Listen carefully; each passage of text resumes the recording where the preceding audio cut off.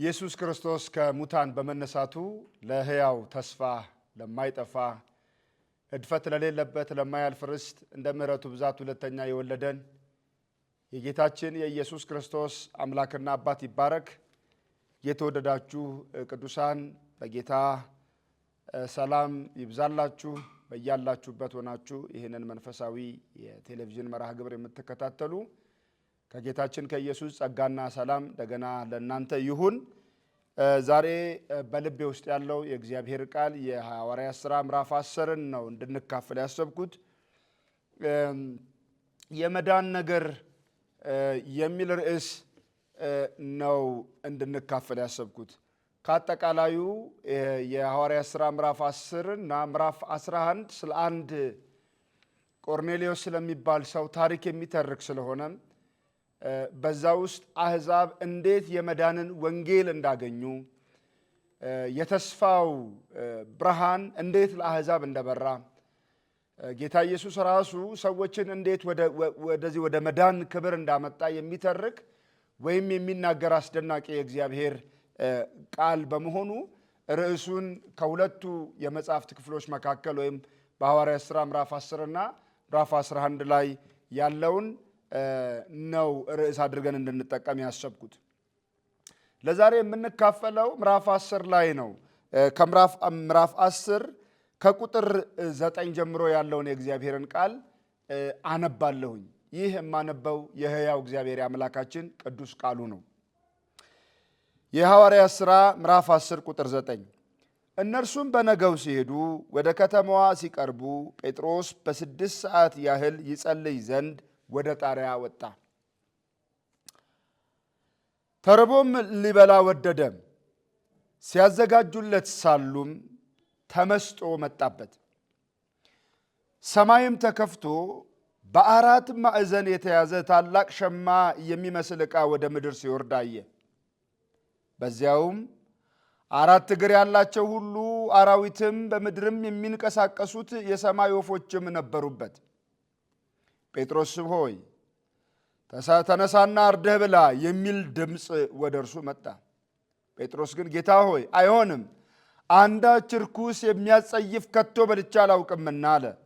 ደግሞም ሁለተኛ እግዚአብሔር ያነጻውን አንተ አታርክሰው የሚል ድምፅ ወደ እርሱ መጣ።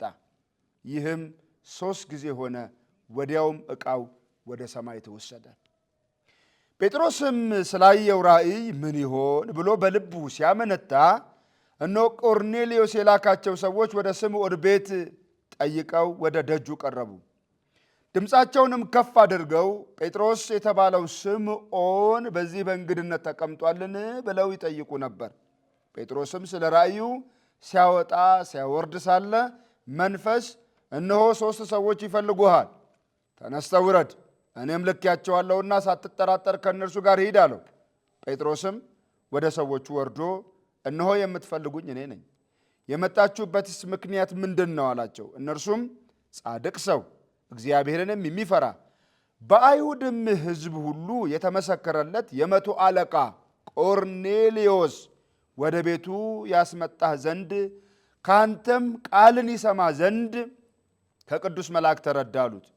እርሱም ወደ ውስጥ ጠርቶ እንግድነት ተቀበላቸው። በነጋውም ተነስቶ ከእነርሱ ጋር ወጣ። በኢዮጴም ከነበሩት ወንድሞች አንዳንዶቹ ከእርሱ ጋር አብረው ሄዱ። በነገውም ወደ ቂሳርያ ገቡ። ቆርኔሌዎስም ዘመዶቹንና የቅርብ ወዳጆቹን በእንግድነት ጠርቶ ይጠባበቃቸው ነበረ። ጴጥሮስም በገባ ጊዜ ቆርኔሌዎስ ተገናኝቶ ከእግሩ በታች ወደቀና ሰገደለት። ጴጥሮስ ግን ተነሳ፣ እኔ ራሴ ደግሞ ሰው ነኝ ብሎ አስነሳው። ከእርሱም ጋር እየተነጋገረ ገባ። ብዙዎችም ተከማይተው አግኝቶ አይሁዳዊ ሰው ከሌላ ወገን ጋር ይተባበር ወይም ይቀርብ ዘንድ እንዳልተፈቀደ እናንተ ታውቃላችሁ። ለእኔ ግን እግዚአብሔር ማንንም ሰው እርኩስና የሚያጸይፍ ነው እንዳልል አሳየኝ። ስለዚህ ደግሞ ብትጠሩኝ ሳልከራከር መጣሁ። አሁንም በምን ምክንያት አስመጣችሁኝ ብሎ ጠየቃቸው።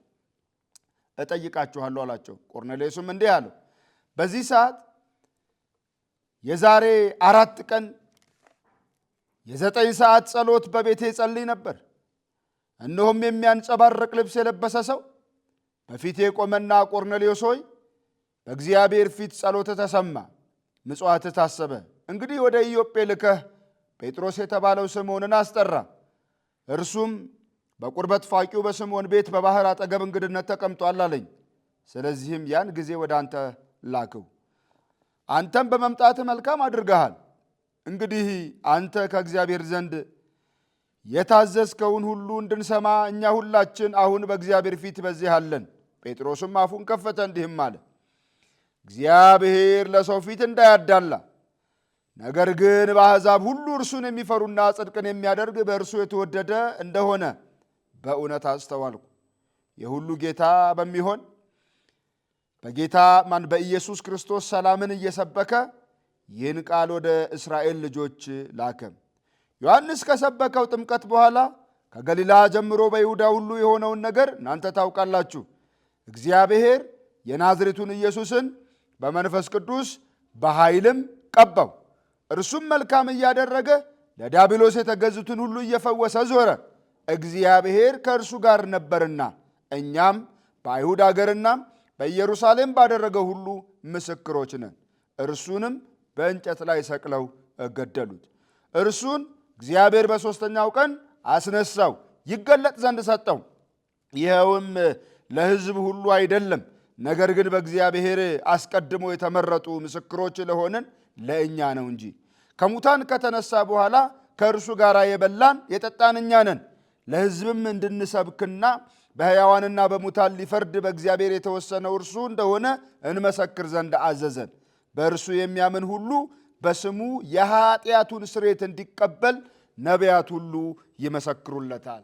ክብር ለጌታ ይሁን። ዘለግ ያለ የመጽሐፍ ክፍል ነው ያነበብኩት። የተወደዳችሁ የመዳን ነገር በሚል ርዕስ እንደምንካፈል አስቀድሜ ነግሬያችኋለሁ። ይሄ የመዳን ነገር ያው መጀመሪያ የተነገረው ወይንም ደግሞ ይሄ ክፍሉ የሚያወራው ስለ ቆርኔሌዎስ ስለሚባል አንድ የመቶ አለቃ አሕዛባዊ ሰው ነው። እንደምታውቁት የመቶ አለቃ ቆርኔሌዎስ የሚያስገርም በጎነት በሕይወቱ ውስጥ አለ። ለሃይማኖት ትእዛዝ የሚታዘዝ ሰው ነው።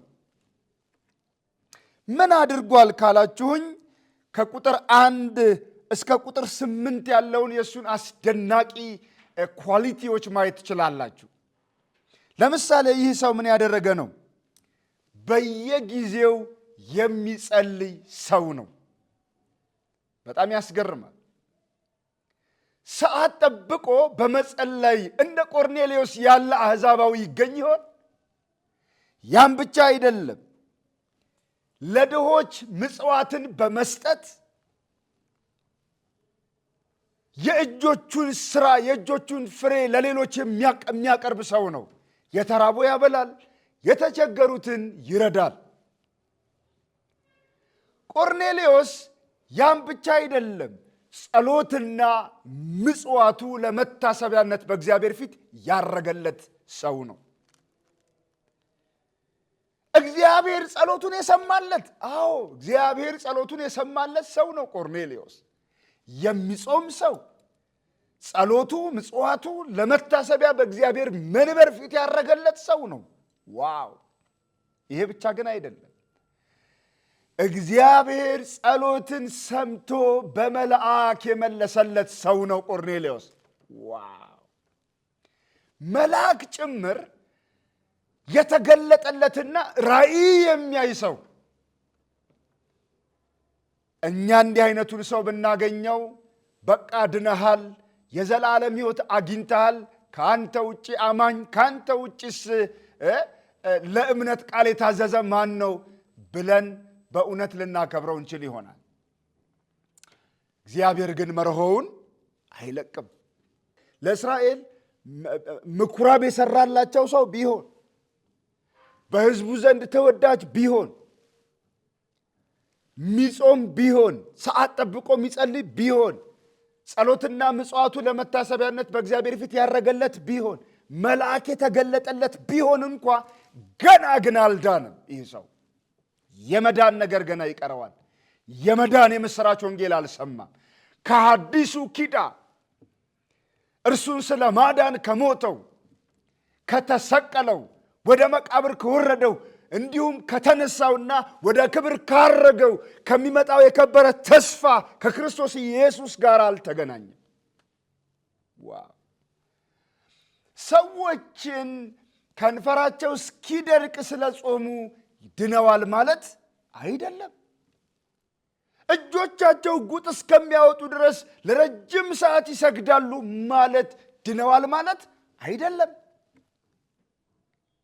ሰዓት እየጠበቁ ይጸልያሉ፣ ብዙ መጻሕፍትን ያውቃሉ ማለት ድነዋል ማለት አይደለም።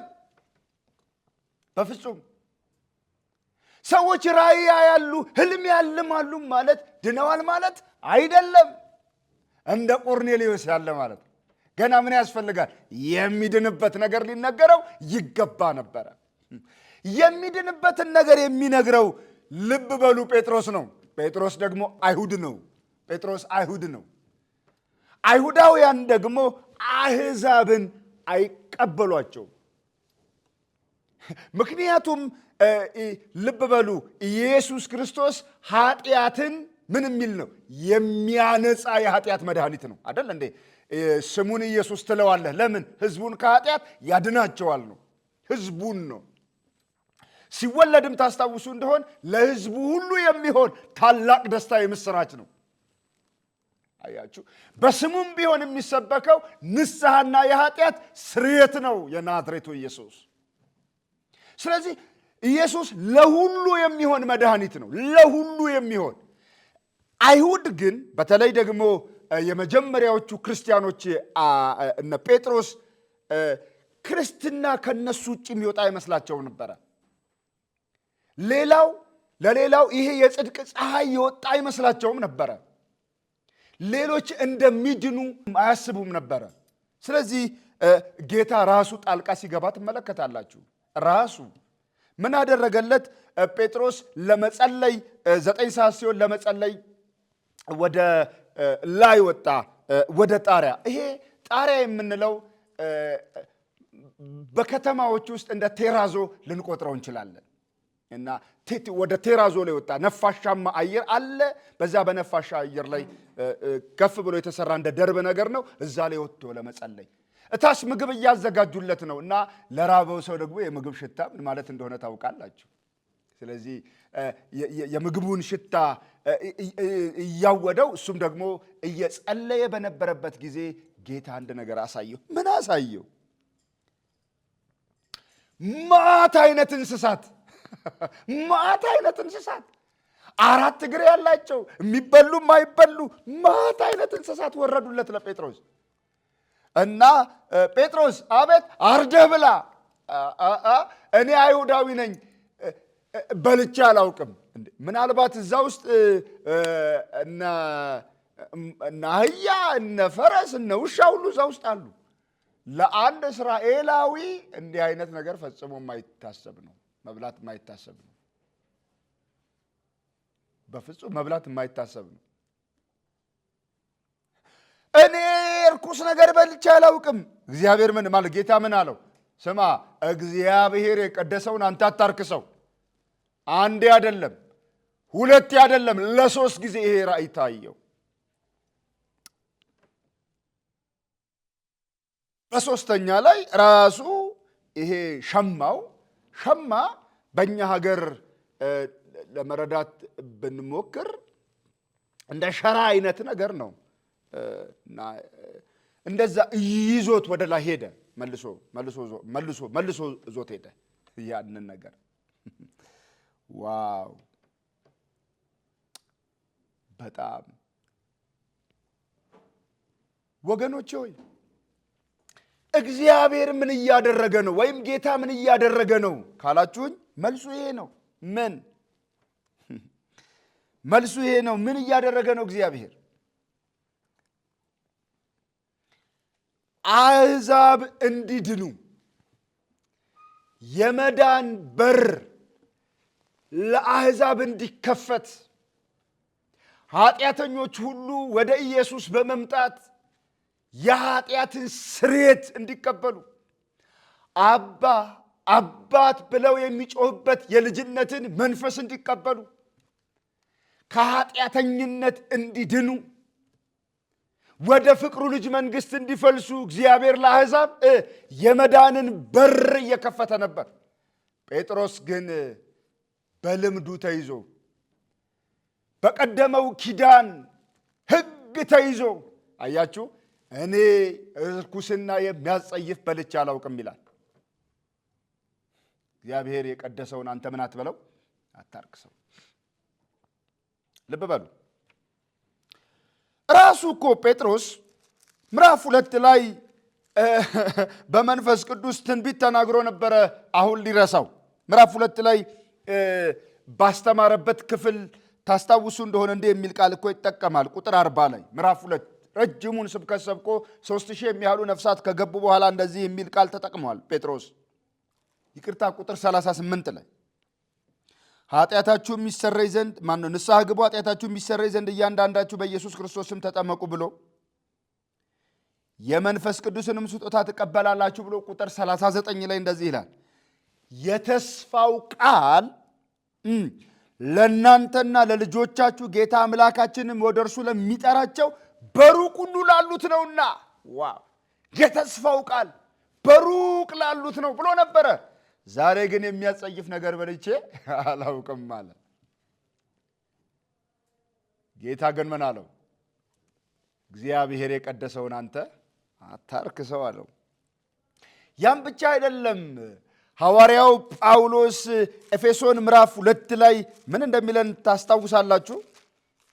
እንዴት መዳን ለአሕዛብም ጭምር እንደሆነ እንደዚህ ይላል። እርሱ ሰላማችን ነውና ሁለቱን ያዋሃደ በአዋጅ የተነገሩትንም የትእዛዛትን ሕግ ሽሮ በመካከል ያለውን የጥል ግድግዳን በሥጋው ያፈረሰ፣ ይህም ከሁለታቸው አንድን አዲስ ሰው በራሱ ይፈጥር ዘንድ ጥልንም በመስቀሉ ገድሎ በእርሱ ሁለታቸውን በአንድ አካል ከእግዚአብሔር ጋር ያስታርቅ ዘንድ ነው ይላል። መጥቶም ርቃችሁ ለነበራችሁ ለእናንተ ቀርበው ለነበሩትም የምስራችን ብሎ ሰበከ ነው። ስለዚህ ጌታ ኢየሱስ የጠብን ግድግዳ ምን የሚያደርግ ነው? የሚያፈርስ ነው። በአሕዛብና በአይሁድ መካከል ያለው ልዩነት የሚያፈርስ ነው የእግዚአብሔር ልጅ። ክብር ለእርሱ ይሁን። ስለዚህ ይህ የመዳን የምስራች ወንጌል፣ ያ የመዳን ጥሪ ለማን ደረሰው? ጴጥሮስን ሂድና አስተምረው ይለዋል። እንግዲህ ጌታ ማንንም ታውቃላችሁ ሌቨል አያደርግም።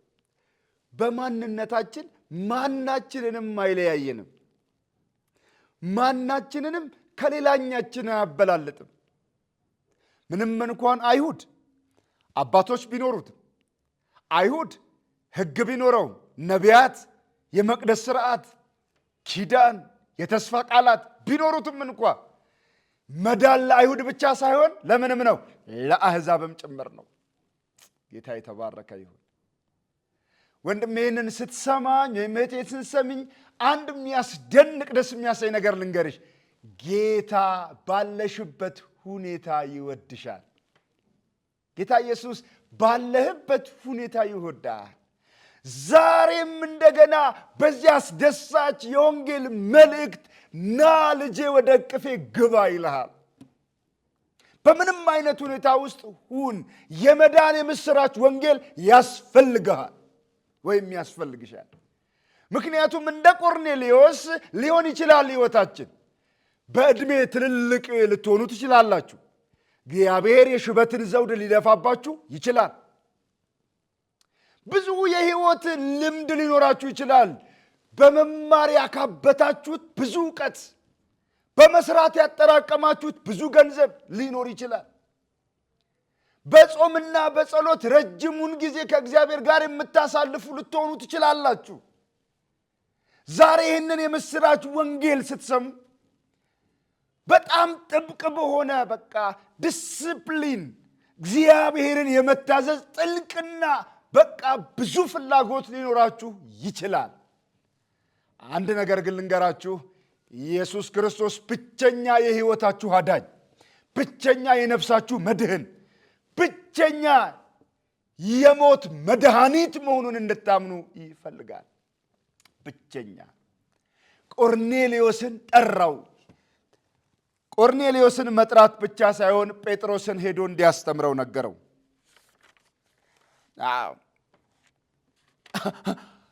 ቆርኔሌዎስን አስተምረው ሲለው እኮ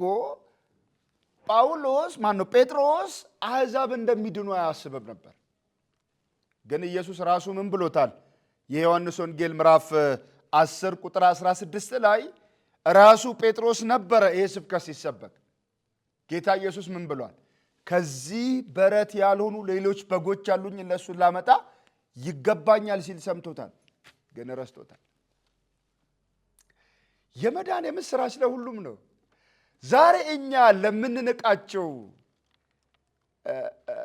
ምናልባት በፋይናንስ እዚህ ግቡ የማይባሉ አይነት ሰዎች ሊሆኑ ይችላሉ። የመዳን ወንጌል ለነሱም ነው፣ ለድሆቹ። እነሱ አይድኑም ብለንም ደግሞ የሆነ ስፍራ ላስቀመጥናቸው ለባለጠጎቹ መዳን ነው። ለሴተኛ አዳሪዋም የመዳን ጥሪ አላት። በረንዳ ለሚያድረውም ወንድም የመዳን ጥሪ አለው። በጦርነት ስፍራ ላለው የመዳን ጥሪ አለው። በጫት ገረባ ውስጥም ላለው ይሄው የመዳን ጥሪ አለው። በሐሺሽ ስፍራ ላለው፣ በመጠጥ ስፍራ ለማይታጣው፣ ኃጢአትን ሁልጊዜ እንደ ውሃ ለሚጨልጠው፣ ጠላት በብዙ ሁኔታ ውስጥ ላደቀቀው የመዳን ጥሪ አለው። ወንድሜ እነግርሃለሁ፣ በምንም አይነት ሁኔታ ውስጥ ሁን፣ ኢየሱስ አይኖቹ አንተን ይፈልጋሉ። እጁ ወደ አንተ እጅ ተዘርግቷል። ና ወደ እኔ ይልሃል። ነይ። ኢየሱስ እንባሽን ለዘላለም ያብሳል። ነይ። ለዘላለም ጉልበትሽን ያበረታዋል። ለዘላለም የሚሆን የህይወት ዋስትና። በቃ በኃጢአት የደቀቀ ማንነታችንን እንደ ንስር ክንፍ ለማደስ፣ እግሮቻችንን እንደ ቦርቦች ለማጠንከር ጌታ ኢየሱስ ዛሬም ይጣራል። ነይ ወደ እኔ ይላል። ምናልባት እኔም ምንም አይነት የሚያስመሰግን በጎ ተግባር የለኝም። ሰው ገድዬ አውቃለሁ፣ ዋሽቼ አውቃለሁ። ምንም በጎነት የለኝም። ዕድሜ ልኬን ስጠጣ ስሰክር ነው የኖርኩት። ዕድሜ ልኬን ስጨፍር ነው የኖርኩት ልትኝ ወይም ልትለኝ ትችላለህ። ዕድሜ ልኬን ሳስጠነቁል ስደግም የሚደግሙትን ስተባበር ነበር የኖርኩት። ቅጠል እየበጠስኩ ስር እየማስኩ እንዲህ ነበር ያሳለፍኩት ልትለኝ ትችላለህ። እና ከዚህ በረት ያልሆኑ ሌሎች በጎች አሉኝ ብሏል ኢየሱስ። ያ በግ አንተ ነህ። ትፈለጋለህ። ኢየሱስ ሊያድንህ ይፈልጋል። ሊሰብርህ አይደለም።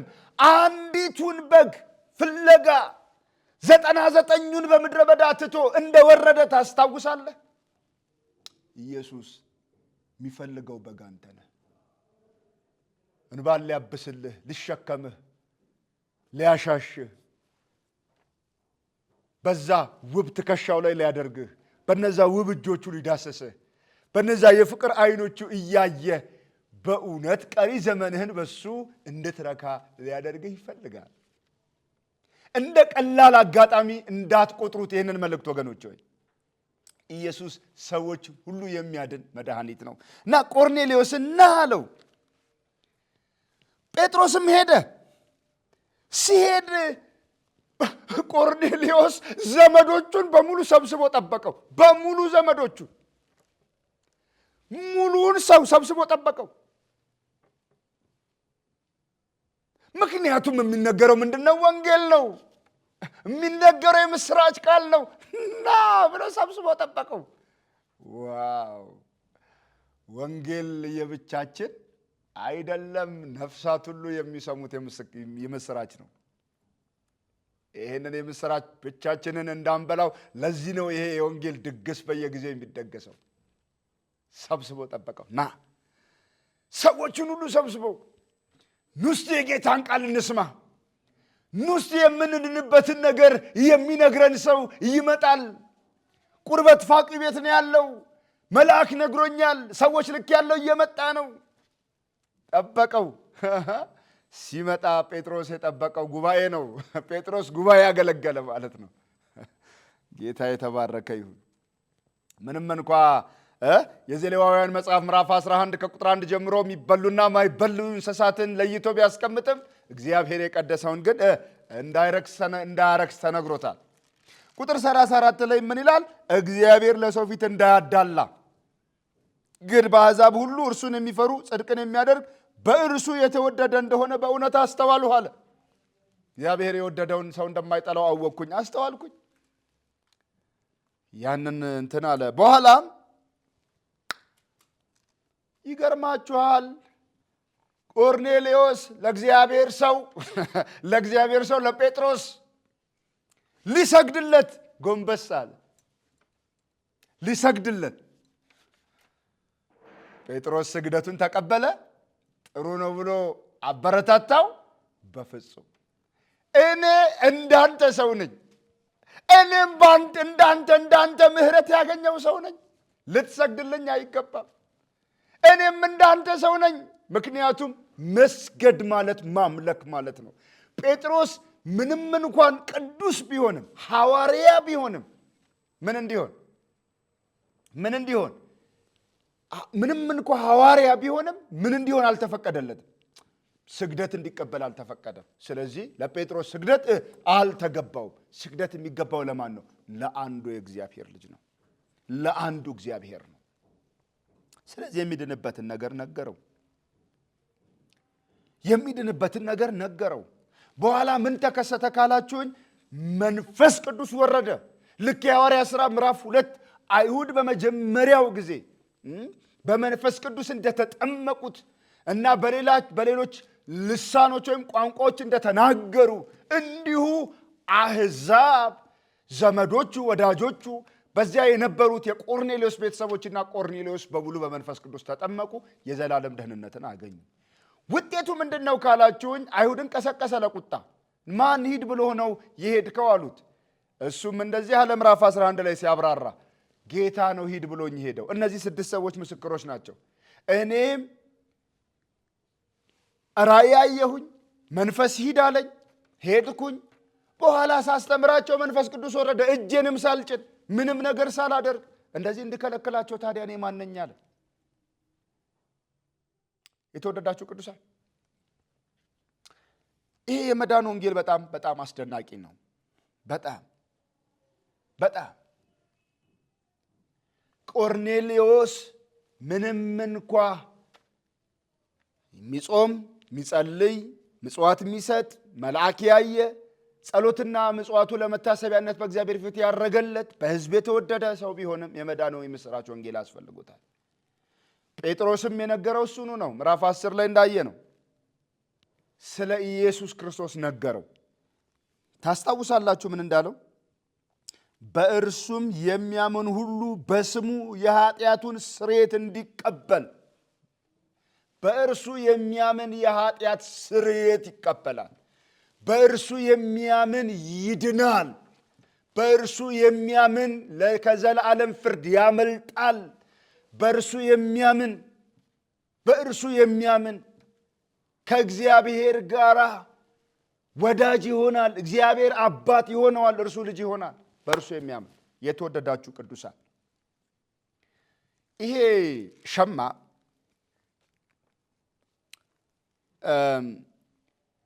በአራት አቅጣጫ የተያዘ ነው አይደል? የወረደለት ሸማ በአራት አቅጣጫ የተያዘ ነው። የምሥራቹ ወንጌል ለአራቱም የምድር ማዕዘን አስፈላጊ ነው።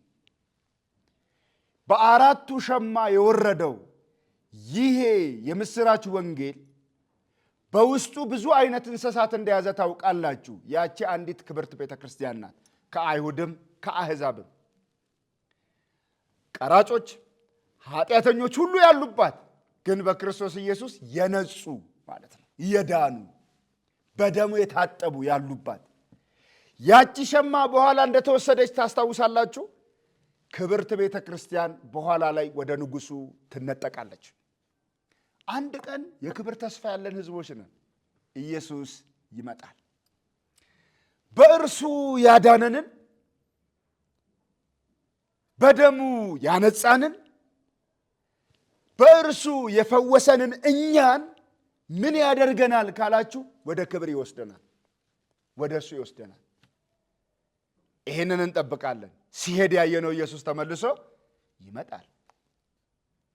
ከእርሱ ጋር እንኖራለን። እንባዎች ሁሉ ከዓይን ይታበሳሉ፣ ከንፈሮች በሳቅ ይሞላሉ።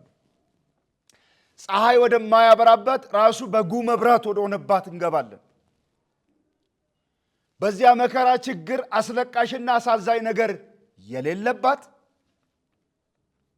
ሁልጊዜ ግን እረፍትና ደስታ ወዳለባት ወደ እግዚአብሔር ክብር እንገባለን። የተወደዳችሁ ቅዱሳን፣ በምንም አይነት ሁኔታ ውስጥ ያላችሁ ዛሬ ይህንን መልእክት የምትሰሙኝ ወዳጆቼ፣ ኢየሱስ ለእናንተ የሚሆን መልእክት አለው። ሰዎች ሁሉ እንዲድኑ እውነትን ወደ ማወቅ እንዲደርሱ ይፈልጋል ጌታ ኢየሱስ። ዛሬም የልባችሁን ደጆች ያንኳኳል። ዛሬም እንደ ቆርኔሌዎስ የመዳን የምሥራች ወንጌል እንዲነገራችሁ ወይም እንድትሰሙ ይፈልጋል። ይህንን በመስማት አሜን፣ ኢየሱስ የሞትከው ለእኔ ነው፣ የተሰቀልከው ለእኔ ነው፣ ሕይወትህን የከፈልከው ለእኔ ነው እና እኔ ባንተ አምናለሁ፣ በስምህ አምኜ በደምህ ታጥቤ ያንተን ክብር ባንተ ወርሳለሁ እንድንለው ጌታ ይርዳን። ወዳጆቼ ሆይ ምናልባት ይሄ የመዳን ወንጌል በምንም አይነት ሁኔታ ውስጥ ሆናችሁ የደረሷችሁ በርከክ በላችሁ ንስሐ ብትገቡ ጌታ ኢየሱስ የሚቀበል አምላክ መሆኑን ላስታውሳችሁ ፈልጋለሁ። ክብር ምስጋናና ኃይል ለሕያው አምላካችን ይሁን። የተባረከ የተወደደ ቀን ይሁንላችሁ።